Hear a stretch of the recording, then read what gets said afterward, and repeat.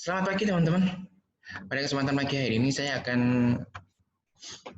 membawakan berdiskusi materi pertama kita. Tapi sebelumnya kita kenalan dulu. Saya adalah Mr. F. Nama panjang saya adalah Eka Rifki Fauzi. Saya dosen di elektromedis. Begitu teman-teman. Teman-teman bisa panggil saya Mr. F gitu ya. Halo Mr. F. Oke. Apa kabar teman-teman? Semoga teman-teman selalu sehat. Yang kedua adalah teman-teman selalu patuh pada protokol kesehatan. Ini saya dalam tag video ini saya sendirian di ruangan ya. Jadi saya tidak pakai masker. Kecuali nanti kalau ada orang tentu saya minta izin untuk pakai masker. Gitu. Kalau videonya belum selesai. Dan penjelasannya belum selesai. Oke teman-teman, pada kesempatan pagi hari ini saya akan membawa teman-teman mengenali sejarah K3 di Indonesia dulu. Gitu teman-teman. Teman-teman silahkan download materi K3-nya di Mr. F. Ingat, di e-learning-nya Mr. F, course-nya atau mata kuliahnya adalah keselamatan dan kesehatan kerja. Gitu teman-teman. Mari kita mulai dengan sasar dulu materi saya. Oke. Pada kesempatan ini, teman-teman tolong lebih fokus ya tentang sejarah K3. Jadi sejarah K3 itu diawali pada zaman kolonial Belanda. Gitu. Ingat, Bapak proklamator kita selalu menekankan jas merah. Jangan sekali-sekali melupakan sejarah. Gitu. Oke.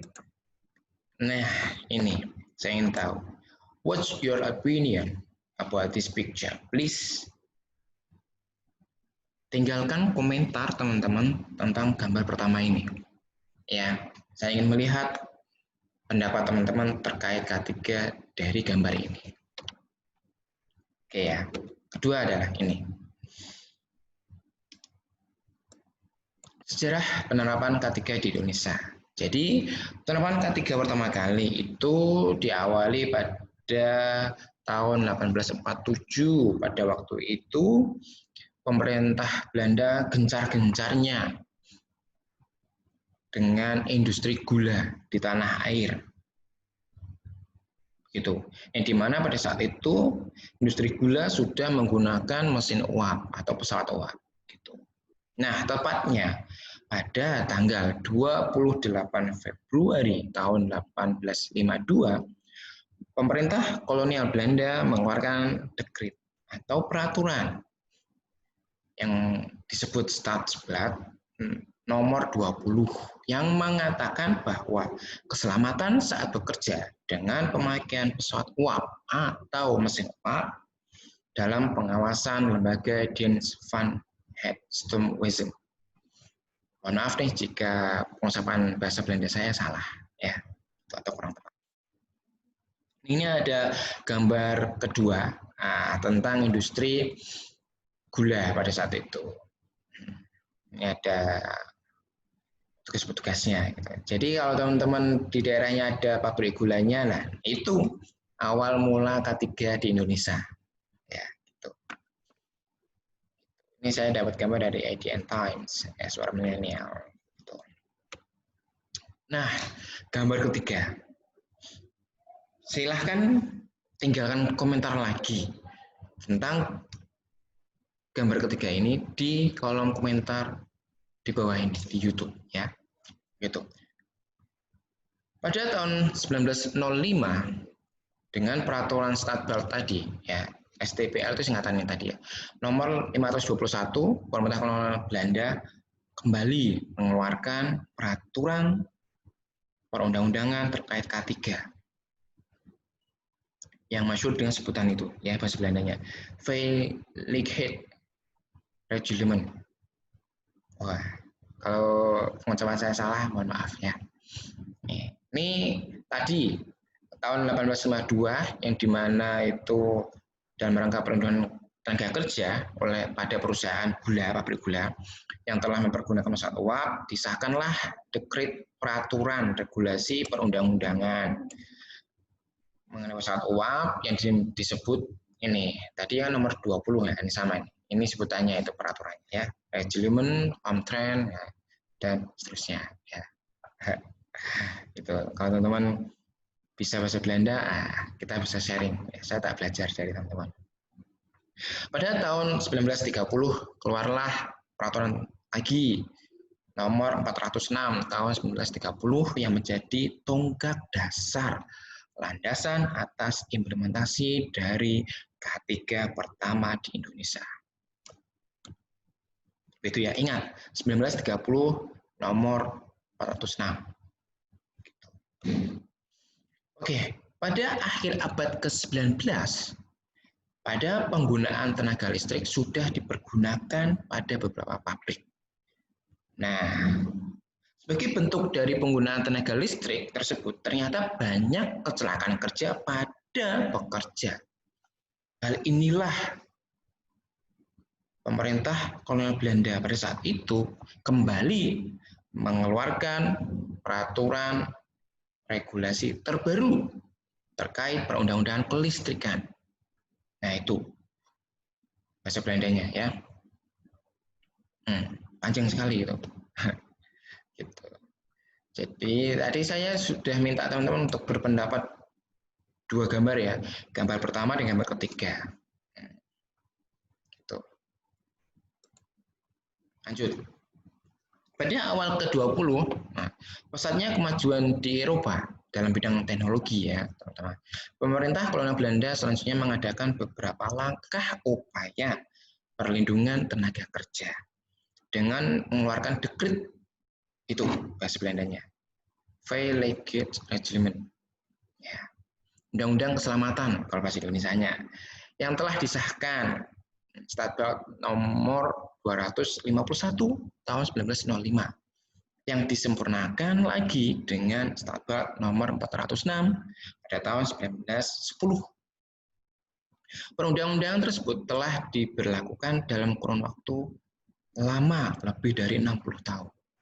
Hingga kemudian hari digantikan dengan Undang-Undang nomor 1 tahun 1970 tentang keselamatan kerja. Kita nanti akan membahas tentang peraturan Undang-Undang nomor 1 tahun 1970. Ya. Itu adalah Undang-Undang pertama K3 yang sampai sekarang belum ada lagi undang-undang terbaru. Kalau turunan dari Undang-Undang nomor 1 tahun 1970 itu banyak. Ya. Kayak putusan menteri, perpres, dan lain-lain itu banyak. Nanti kita akan bahasnya. Gitu. Penguasaan hal-hal khusus juga dikeluarkan dekret 12 regulasi khusus dari Direktur Pekerjaan Umum. Itu nomornya 111-1166 tahun 1910 tentang regulasi implementasi dari Statut nomor 406 tahun 1910. Saat tahun 1926 telah dilaksanakan perubahan regulasi atas berbagai pasal.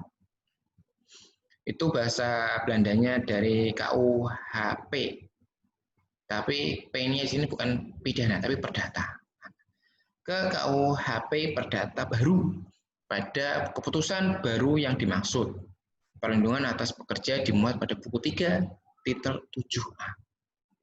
Isinya mengatur tentang kewajiban pengusaha dalam melindungi tenaga kerjanya. Nah, ini adalah kakak-kakak yang ada di proyek. Sudah memakai perlengkapan K3. Sebutkan perlengkapan K3 yang teman-teman ketahui yang dipakai oleh kakak-kakak yang di foto ini. Di kolom komentar ya. Jadi nanti teman-teman kalau meninggal komentar banyak, gitu. Tinggal nulis. Ya. Oke, selanjutnya teman-teman. Selanjutnya adalah pada peraturan tadi, pengusaha diwajibkan agar pekerjanya diberikan kesempatan untuk istirahat dari hiruk-pikuk pekerjaannya dengan upahnya utuh tanpa ada potongan gaji. Pasal 1602 UKUH Perdata. Kewajiban pengaturan pekerjaan tersebut berlaku pada hari Minggu dan hari-hari yang telah ditentukan kebiasaan setempat tenaga kerja yang dibebaskan dari tanggung jawab pekerjaannya. Jadi libur maksudnya. Tanggal merah libur, nggak hanya hari Minggu. Nah, pokoknya yang tanggal merah libur. Ya, kalau libur tanggal merah itu, jadi pekerjaannya di sini, konteksnya di sini adalah tidak dikenai potongan gaji, upahnya utuh. Itu pasal 1602 V KUH Perdata. Kewajiban dari pengusaha agar memelihara dan mengatur perkakas barang-barangnya, ya. Investasi barang-barangnya, mesin-mesinnya, gitu.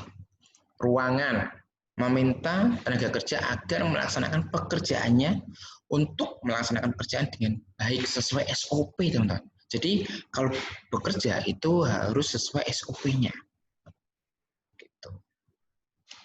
Serta peraturan pemberian petunjuk untuk pekerja dan asuransi jiwa, harta, dan kehormatannya. Jadi K3 di sini sudah bagus ya pada konteks pada saat itu, karena hak-hak asasi manusianya diperhatikan. Oke, kita lanjut. Nah, sejarahnya sudah ternyata. Nah, ada yang ditanyakan? Nah, kalau ada yang ditanyakan, bisa tinggalkan komentarnya, pertanyaannya di kolom komentar, juga bisa langsung diskusi di grup, juga bisa di e-learning. Oke, safety and health. Definisi K3. Ini berdasarkan filosofi K3 itu adalah usaha dalam penjaminan kesempurnaan dan keutuhan dari jasmani dan rohani dari tenaga kerja, budaya, dan hasil karyanya menuju kesejahteraan, kemakmuran lahir dan batin. Ingat, filosofinya adalah usaha dalam penjaminan kesempurnaan dan keutuhan. Kata-kata kesempurnaan dan keutuhan. Ya. Dari jasmani dan rohani pekerja. Udah itu aja cukup. Ya. Bagaimana menurut sains? Nah, saintis. Nah, bagaimana menurut keilmiahan K3? Yaitu adalah seni dan ilmu pengetahuan dan implementasinya atau aplikasinya dalam upaya pencegahan. Ingat, di sini dalam ilmu sains adalah K3 adalah upaya pencegahan, ya, dan peningkatan dari keselamatan dan kesehatan pekerja dari penyakit dan akibat kerja. Penyakit dan kecelakaan akibat kerja. Ingat, nanti kita akan membahas lebih pada sainsnya, ya, penyakit dan kecelakaan akibat kerja. Jadi teman-teman nanti pada definisi K3 secara umum dalam sains adalah pekerja itu terhindar atau mencegah atau meningkatkan keselamatan dari penyakit dan kecelakaan akibat kerja. Contoh kalau di rumah sakit ya teman-teman. Jadi beberapa gambar di atas sebagian besar adalah K3 konstruksi. Pada konteksnya teman-teman sebagai teknisi elektromedis di rumah sakit, itu lebih ditekankan kepada penyakit dan kecelakaan akibat kerja. Maksudnya di sini adalah di rumah sakit itu hazardnya, hazard atau bahayanya itu banyak sekali, teman. Nanti kita akan membahas bahaya-bahaya di tempat kerja, gitu. Ya, karena di rumah sakit itu banyak bahayanya, jadi teman-teman juga harus lebih ekstra hati-hati. Jangan sampai teman-teman bekerja, pulang ke rumah malah teman-teman sakit atau keluarganya juga ikut sakit. Gitu. Contoh real di sini adalah bekerja di rumah sakit adalah tenaga medis. Pada saat pandemi COVID ini tidak hanya dia saja yang meninggal, tapi kadang juga menginfeksi keluarganya, entah anaknya, entah istrinya. Gitu. Kan banyak kasus dokter-dokter yang wafat karena COVID. Nah, itu karena terpapar di rumah sakit, di tempat kerjanya, dari pasiennya. Gitu. Itu juga berlaku pada teman-teman.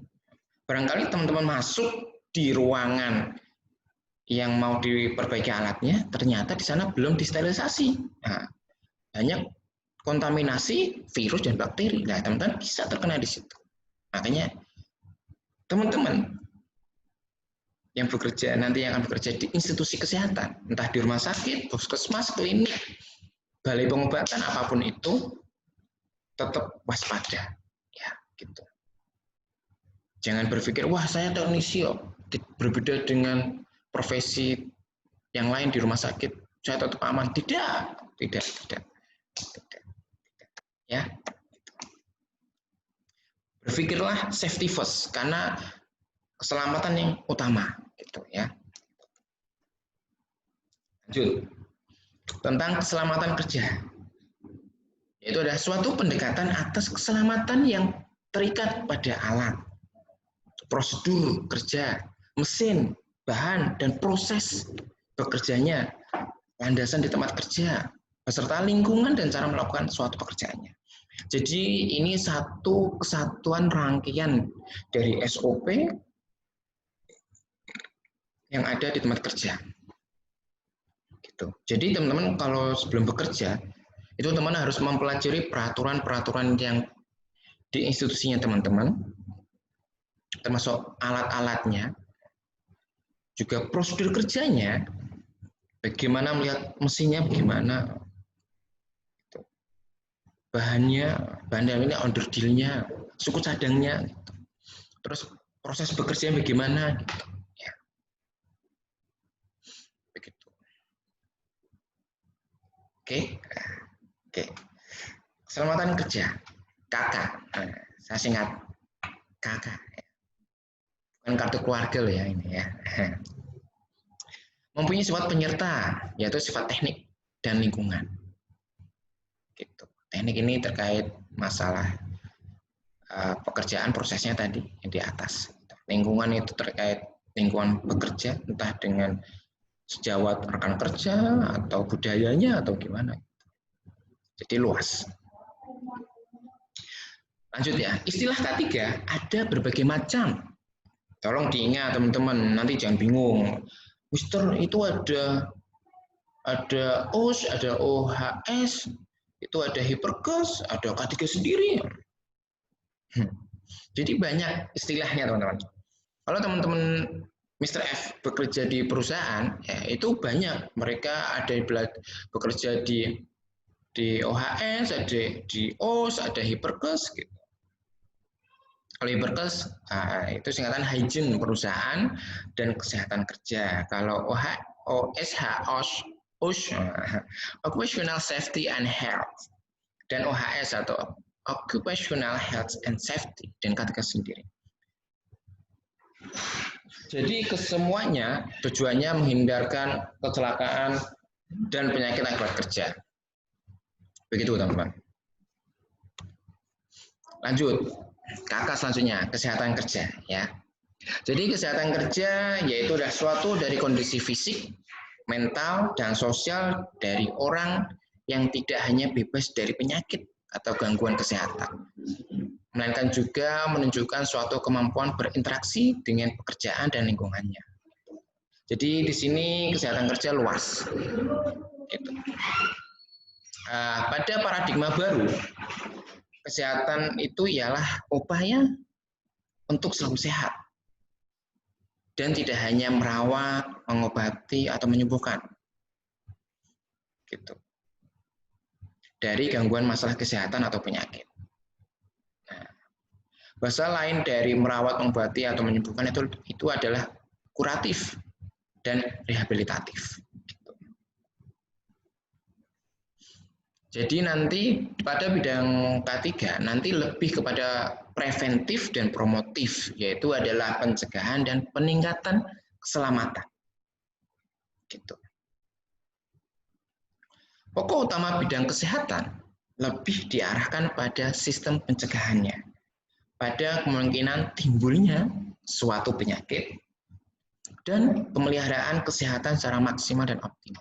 Nah, pada bidang ini, pokok utama kesehatan ini, itu yang sudah saya jelaskan tadi, yaitu adalah preventif dan promotif.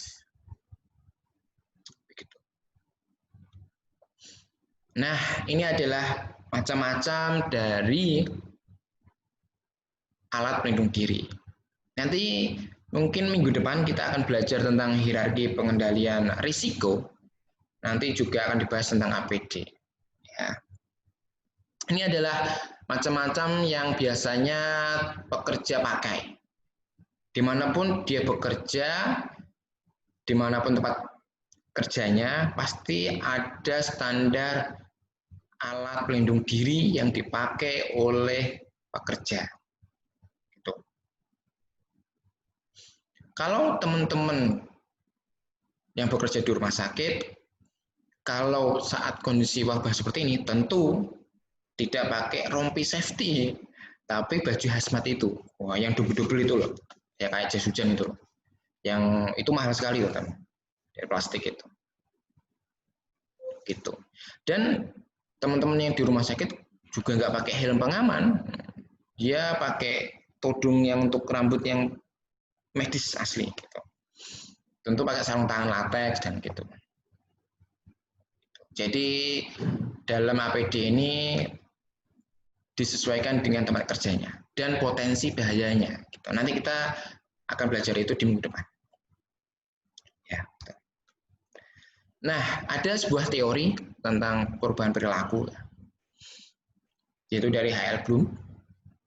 Ternyata derajat kesehatan dipengaruhi oleh beberapa faktor. Gitu. Salah satunya adalah ada lingkungan, perilaku, layanan kesehatan, dan genetik. Ingat, lingkungan di sini kalau teman-teman di rumah sakit itu banyak, ya. Ada biological, chemical, ergonomik, fisik, dan tentu sosial budaya. Di sini tentang dengan teman sejawat bekerja. Begitu.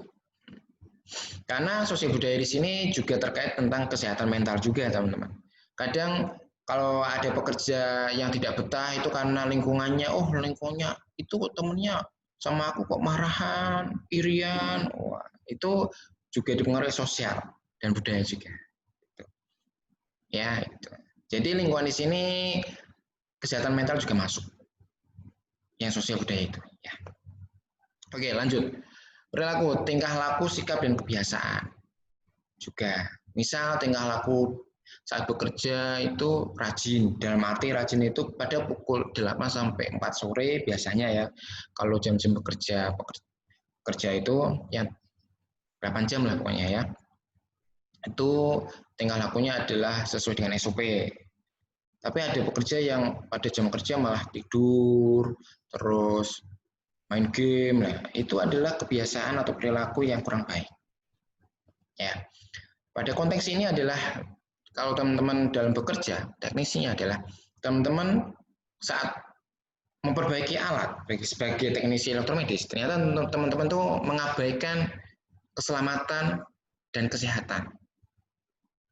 Jadi kalau memperbaiki alat ini ternyata mengabaikan tentang masalah ventilasi, contoh ruangan tertutup juga berbeda.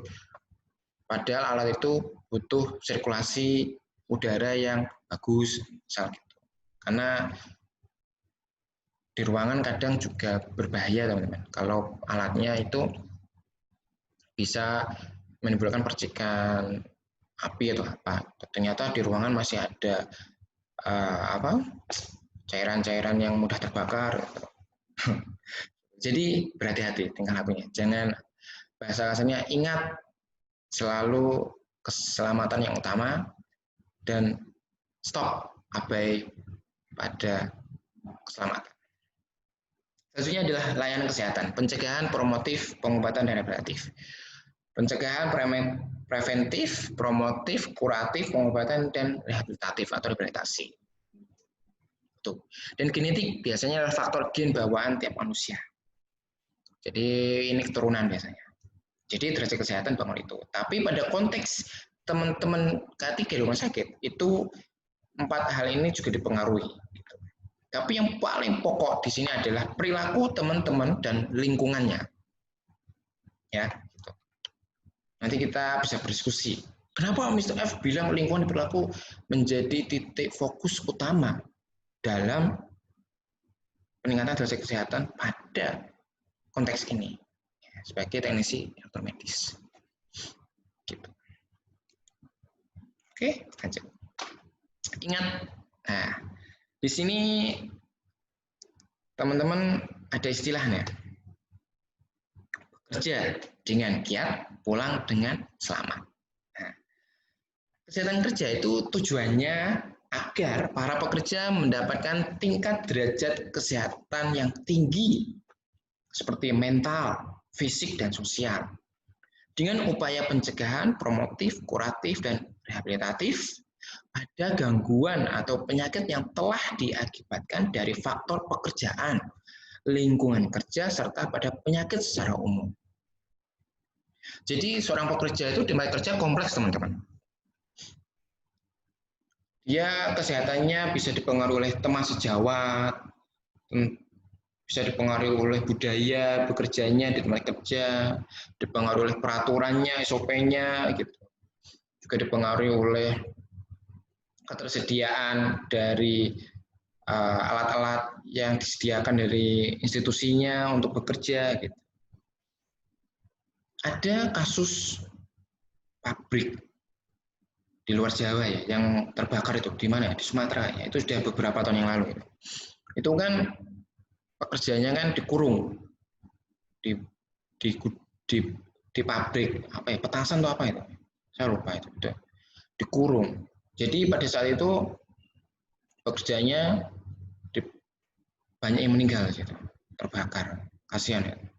Nah ini juga dipengaruhi dari tadi peraturan di pabriknya gitu. Jadi teman-teman nanti kalau bekerja tolong diingat kembali, saya menekankan kembali bahwa pelajari peraturan-peraturannya, SOP-nya, ya. Biar teman-teman kesehatannya, tingkat derajat kesehatannya itu tinggi. Mentalnya sehat, wah, selalu tersenyum, selalu ceria, gitu. Fisiknya sehat, sosialnya dengan teman-teman yang lain tuh sehat, nah, bisa ngobrol enak, bisa ketawa ketiwi, bukan gibah loh ya. Terus tentu teman-teman menekankan pada preventif dan promotifnya. Lanjut, bekerjalah dengan aman. Keluarga Anda menunggu di rumah. Nah, saya sudah menjelaskan ini ya tadi ya di depan ya, apa? Belum? Oke. Jadi teman-teman yang bekerja, dimanapun teman-teman bekerja, dimanapun tempat teman-teman bekerja, ingatlah selalu keluarga menunggumu di rumah. Ya. Tidak hanya di tempat kerja, melainkan juga saat perjalanan menuju tempat kerja atau sepulang dari tempat kerja. Gitu.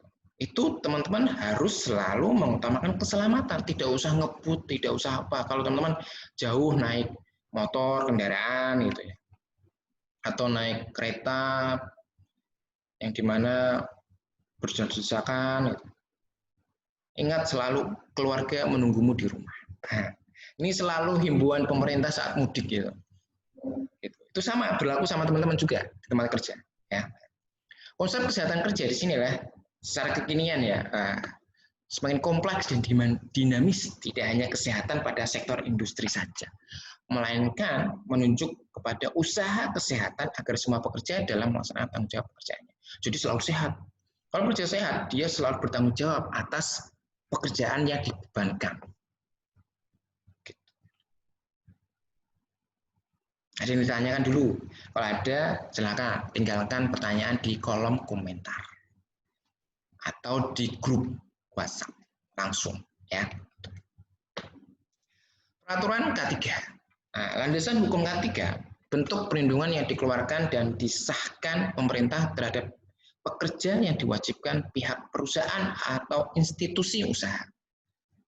Dunia internasional fokus bidang ketiga sejak terbentuknya OHSAS, Occupational Health and Safety Assessment Series.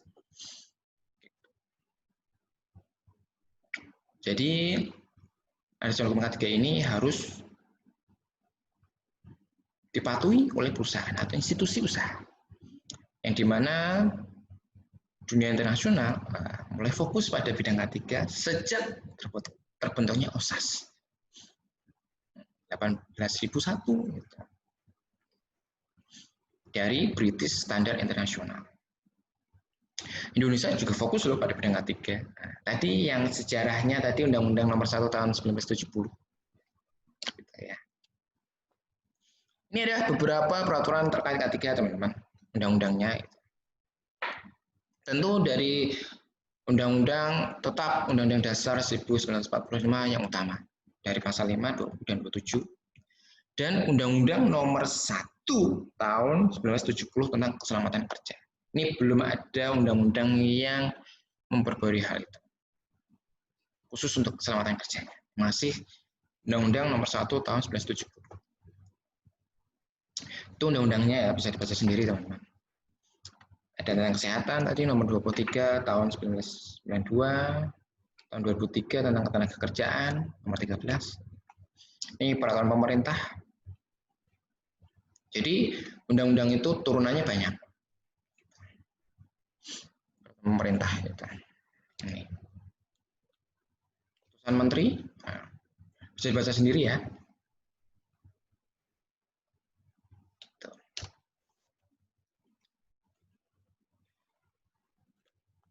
Ini peraturan menteri lagi.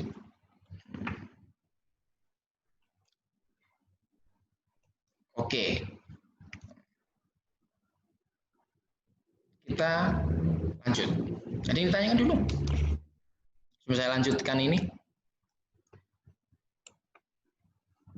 Tidak ada? Oke, kalau ada langsung saja ya. Nanti diskusi, tinggalkan komentar. Kita langsung diskusi sana. Oke, prinsip-prinsip pencegahan kecelakaan. Safe, aman. Aman yaitu adalah keadaan yang kondusif dari berbagai sumber hazard. Hazard itu bahaya. Tujuan dari aman adalah pengamanan dari sistem kegiatan atau pekerjaan dari input, proses, dan output. Gitu. Dan aktivitas, kegiatan produksi pada industri atau di luar industri. Aman, bisa meningkatkan derajat kesejahteraan pekerja. Jadi pada prinsip kesehatan ini, safe ini, aman ini adalah teman-teman bahasa kasarnya terhindar dari potensi bahaya, mara bahaya. Dan tentu tujuan dari aman itu adalah pengamanan sistem kegiatan. Jadi ketika teman-teman bekerja itu ada sistem pengamannya gitu. Sistem pengaman itu ya adanya peraturan, ada SPO dan apa yang mengatur tentang tempat kerjanya teman-teman biar teman-teman tuh aman, enjoy, tidak merasa bahaya gitu. Nah, input, proses, dan output itu pekerjaan teman-teman. Itu prosesnya saja, itu serangkaian proses dari pekerjaan. Terus aktivitas, kegiatan produksi pada industri. Kalau teman-teman sebagai teknisi elektromagnetis, biasanya memperbaiki alat, pengecekan alat, maintenance, gitu. Gitu. Kalau di luar industri tentu tentang pergaulan teman-teman dengan teman sejawat, terus politik di tempat teman bekerja. Politik itu ya sedikit menyinggung tentang politik. Politik itu tidak hanya politik yang tentang partai-partai, tidak hanya itu, tapi politik itu ada pada setiap tempat kerja. Nah, kalau teman-teman kerja di rumah sakit, tentu ada politiknya. Ya, nanti teman-teman belajar. Nanti di luar itu kita bisa berdiskusi. Ya, saya akan membuka tentang politik dunia kerja. Bolehlah. Gitu. Ya, gitu. Saya dulu juga pengamat politik. Aduh, kembali ke K3. Oke. Aman itu tentu bisa meningkatkan derajat kesehatan atau kesejahteraan pekerja. Karena kalau aman itu teman-teman merasa enjoy, selalu sehat, kan aman, santai aman, tidak ada bahaya. Kalau teman-teman naik motor, oh, tenang, nggak ada begal, santai, nggak ada begal, aman, selamat, kan sejahtera. Kalau ada begal kan itu bahaya juga. Barangkali ada kasus begal itu ada pembunuhan, ada cedera, kan rugi, tidak sejahtera. Begitupun juga sebagai pekerja. Aman adalah utama. Ingat ya. Lanjut prinsipnya. Ada job safety analysis dan identifikasi hazard. Berdasarkan strengths, ini nama orang ya. Identifikasi hazard sangatlah penting dari seluruh kegiatan pencegahan kecelakaan dan penyakit akibat kerja. Ya. Jadi mengidentifikasi bahaya-bahaya di tempat kerja. Jadi teman-teman sebelum bekerja itu harus mawas diri, harus punya perasaan feeling. Wah ini bahaya nggak ya? Wah ini kabelnya kok tidak rapi nih. Wah, jadi harus mawas diri dulu, melihat kondisi. Wah mengamati itu, mengidentifikasi dulu, menganalisis. Oh, ini tempat kerja gimana ya? Ini aman nggak ya? Wah, kalau aku masuk ke strom dulu nggak ya? Nah, gitu. Jadi teman-teman harus mawas dulu, ya. Jangan asal masuk tempat kerja tiba-tiba kepleset, jatuh, cedera, nggak sadarkan diri kan rugi, gitu. Kesandung, itu juga bahaya. Makanya mengidentifikasi dulu itu sebagai langkah untuk pencegahan dari kecelakaan dan penyakit kerja. Kita tidak tahu di ruangan kita itu ternyata sudah terkontaminasi virus atau bakteri, kita juga nggak tahu. Gitu. Makanya teman-teman harus mengidentifikasinya. Lanjut, sektor identifikasi hazard. Kegiatan secara subjektif untuk menentukan ukuran dari bahaya yang teridentifikasi akan berbeda sudut pandang antara orang-orang, tergantung kedalaman pengalaman masing-masing, tingkat pengenalan pada proses yang bersangkutan. Sikap, bukan sikat ya, sikap saat berhadapan dengan resiko atau bahaya. Jadi kita nanti akan praktek untuk mengidentifikasi hazard. Ya, mungkin minggu depan saya akan mengasih tugas teman-teman untuk job safety analysis dan identifikasi hazard. Bagaimana teman-teman seolah-olah ya berandai-andai teman-teman jadi sebagai seorang teknisi elektromedis di rumah sakit akan memperbaiki alat ronsen misalnya. Berandai-andai ya. Ke depan ya. Bahaya dibedakan pada beberapa kategori teman-teman. Ada mekanik, mesin rotasi dan bergerak. Oh, mesin. Mekanik pokoknya tentang mesin ya. Ada fisik. Fisik itu kebisingan dan radiasi. Biologi, ada virus, bakteri, fungi, jamur bisa. Mikroorganisme, insek bisa. Serangga itu masuk. Kimia beracun, mudah terbakar. Ya. Electrical, area magnetik dan voltase. Jadi kan biasanya di mekanik ini mesin-mesin. Teman-teman juga memperbaiki mesin lah, ini masuknya mekanik. Hati-hati. Kalau ada mesin yang bergerak, dimatikan dulu. Kalau teman-teman mau memperbaiki mesin A, ternyata masih beroperasi berbut. Dan itu berbahaya untuk keselamatan, ya dimatikan dulu. Ada fisik, bisingan radiasi. Itu tempat ronsen, jadi bagaimana teman-teman menetralisir dulu. Kalau di sana masih ada kandungan radiasinya. Ya, nanti kita belajar tentang proteksi radiasi di semester yang akan datang. Biologi, virus dan bakteri. Nah, ini nih yang paling berisiko tinggi ini. Karena kita nggak tahu, ternyata baju teman kita bekerja itu terkontaminasi virus atau bakteri dari tempat dia memperbaiki alat mesin yang lain, alat kesehatan yang lain. Wah, ternyata kita nggak sengaja nyenggol. Wah, terkontaminasi juga kita. Nah, itu kimia beracun. Wah, ternyata di tempat kerja kita itu ada cairan yang mudah terbakar. Wah, kesenggol, pecah. Wah, tiba-tiba mudah terbakar. Bus, karena suhunya berpengaruh. atau beracun. Wah, ini juga bahaya. Electrical, jadi ini panel-panel listrik kadang juga berbahaya, teman-teman. Jadi makanya dikasih gambar tengkorak. Tengkorak. Oke, lanjut. Penentuan potensi sumber hazard dilakukan saat monitoring inspeksi dengan detail dan rapi agar menjadi acuan pengambilan keputusan, tindakan, dan korektif. Di mana proses identifikasi itu dimulai dari penentuan metodenya yang sesuai untuk pemenuhan informasi. Tentu metode-metodenya itu bisa survei keselamatan, patroli keselamatan, pengambilan sampel keselamatan, audit keselamatan, pemeriksaan lingkungan, laporan kecelakaan, laporan NIRMES hampir celaka. NIRMES itu hampir celaka ya. Saran atau kritik dari pekerja. Jadi begitu teman-teman. Jadi teman-teman itu kalau mengidentifikasi potensi bahaya, teman-teman bisa patroli, bisa survei kesehatan, mengambil sampel. Nah, kalau mengukur tingkat radiasi, berarti bagaimana mengukur tingkat radiasi kandungan radiasi di suatu tempat itu. Ada alatnya sendiri. Jika di situ terkontaminasi bahan-bahan kimia yang beracun, nah ambil sampelnya gitu. Ini beracun, ini berbahaya enggak? Gitu. Audit keselamatan nanti kita belajar tentang SMK 3 ya. Nah, pemeriksaan lingkungan, nah di situ tuh airnya, misal air minumnya itu terkontaminasi tidak, padahal di ruangan itu tadi ada gas beracun, nah itu air minumnya ya jangan diminum, jadi diambil airnya, dilihat di laboratorium ini berbahaya tidak itu. Terus kalau ada laporan kecelakaan, wah kalau di ruangan A itu ada kecelakaan, ya kita harus mengidentifikasi lagi gitu bagaimana.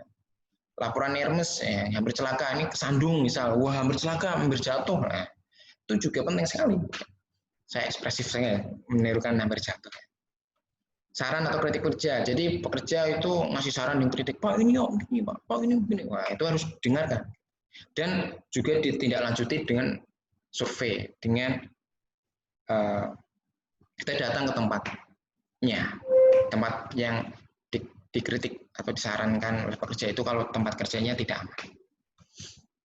Ini penilaian risiko. Penilaian risiko metode yang digunakan institusi ya, untuk mengelola risiko yang dihadapi pekerja agar K3 menjadi titik fokus utama saat bekerja. Nah, ini istilah-istilahnya adalah hazard. Adanya potensi untuk menimbulkan kerugian, kerusakan, dan kehilangan. Itu hazard, ya bahaya. Hazard itu bahasa Inggrisnya dari bahaya. Risiko, gabungan probabilitas, kemungkinan, dan tingkat level keparahan, kerusakan, dan kerugian. Jadi berbeda ya hazard dan risiko. Berbahaya, kondisi yang punya risiko. Probabilitas itu adalah kemungkinan kondisi dari hazard yang bisa menimbulkan kerusakan, kehilangan, dan kerugian. Tingkat risiko adalah ukuran dari jumlah orang yang kemungkinan terdampak, pengaruh, dan tingkat level kerugian, kerusakan, dan kehilangan sekuensinya. Di sini kehilangan juga termasuk meninggal juga ya teman-teman. Jadi maka berhati-hati. Itu adalah istilah-istilah tentang penilaian risiko. Jadi nanti istilah seperti ini teman-teman harus di luar kepala. Gitu. Ini hasilnya gimana nih potensinya? Ini risiko nih gimana nih risikonya? Ini probabilitas kemungkinan. Wah ini berbahaya ini. Ini probabilitasnya ini tinggi nih, bisa bahaya nih. Wah ini tinggal risikonya bisa ini. Wah berapa ini jumlahnya? Gitu ya. Homework, oke. Tugas kuliahnya adalah teman-teman minggu depan saya akan jelaskan tugasnya, PR-nya ya. Silahkan saat ini teman-teman meninggalkan komentar pendapatnya yang tadi saya minta. Tulis pendapatnya dengan sertai nama dan MPM di setiap komentar teman-teman, di pendapat teman-teman, di kolom komentar ya. Dan teman-teman diharapkan bisa